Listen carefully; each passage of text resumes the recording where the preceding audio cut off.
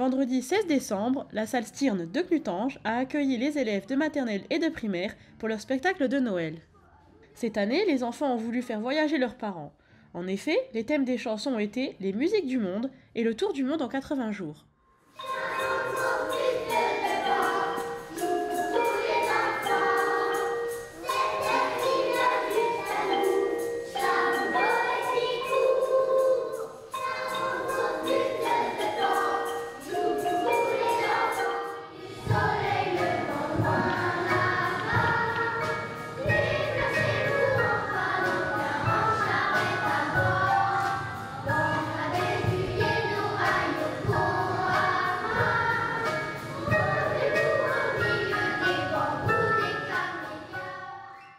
Bonjour, je m'appelle Christelle Bertringer, je suis musicienne intervenante en milieu scolaire et professeure à l'école de musique de la vallée de la Fensch. Alors pour monter ce projet, en fait, il faut imaginer que chaque année, les enseignants ont une requête sur un thème, sur une idée ou voilà, sur le thème sur lequel ils veulent travailler.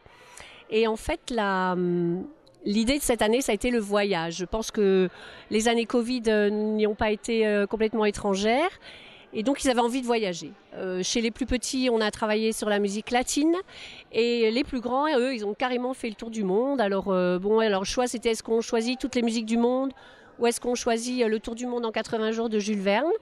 Et le choix a finalement atterri sur l'histoire de Jules Verne qui a remporté un vif succès. Donc on travaille ensemble depuis le mois de septembre à raison d'une séance par semaine, par classe. Les enfants révisent entre deux séances, les enseignants reprennent un petit... Ce qui a été présenté ce soir, ce n'est qu'une partie de notre travail. Il faut vraiment imaginer que les séances en fait se déroulent avec plusieurs directions de travail.